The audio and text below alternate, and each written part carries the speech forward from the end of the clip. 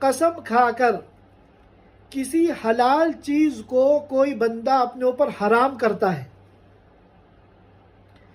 تو شریعت میں اس کا کیا حکم ہے؟ تو جواب یہ ہے کہ اس کی 3 صورتیں ہیں۔ ایک صورت تو یہ ہے کہ حلال قطعی کو ایسی چیز جو قطعی طور پر شریعت میں حلال ہے، کوئی مشکوک نہیں ہے بلکہ بالاتفاق سب کے نزدیک بالیقین حلال ہے، جیسے دودھ ہے، پانی ہے، شہد ہے وغیرہ، اس کو اپنے اوپر حرام کر لے عملاً بھی اور عقیدتاً بھی، یعنی عقیدتاً بھی وہ یہ سمجھنے لگے کہ یہ حرام ہے۔ مثال کے طور پہ دودھ حلال ہے یقینی طور پر، اب اگر کوئی یہ سمجھے کہ نہیں دودھ حرام ہے، جس طرح شراب پینا حرام ہے اس طرح دودھ بھی حرام ہے،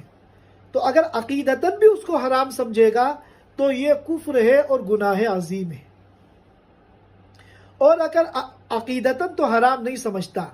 مگر عملاً اپنے لیے اس نے حرام کر لیا کسی حلال چیز کو، تو اب 2 صورتیں ہیں۔ ایک صورت تو یہ ہے کہ اس نے اپنے اوپر جو حرام کیا ہے عملاً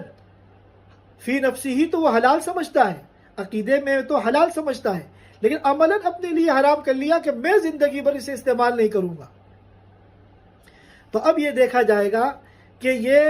کسی ضرورت اور مصلحت کی وجہ سے ہے۔ مثال کے طور پر ڈاکٹر نے منع کیا کہ شوگر آپ کے لیے زہر ہے، تو آپ نے یہ طے کر لیا کہ میں زندگی بھر شوگر نہیں کھاؤں گا، اپنے اوپر حرام کر لیا۔ فی نفسی یہ حلال سمجھتے ہیں چینی کو، لیکن عملاً اپنے اوپر حرام کر لیا، تو چونکہ یہاں ضرورت اور مصلحت موجود ہے لہٰذا یہ جائز ہے، مگر پھر بھی خلاف اولا ہے۔ آپ پوری زندگی چینی مت کھائیے مگر باقاعدہ اپنے اوپر اس کو حرام نہ کریے، اور اگر یہ بلا ضرورت ہے، بلا مصلحت ہے، کوئی ضرورت نہیں ہے، کوئی مصلحت نہیں ہے، تو بلا وجہ خام خواہ اللہ کی ایک نعمت کو آپ اپنے اوپر حرام کر رہے ہیں، یہ پھر مکروہ تحریمی ہے، اور اس قسم کو توڑنا اور کفارہ ادا کرنا یہ واجب ہے۔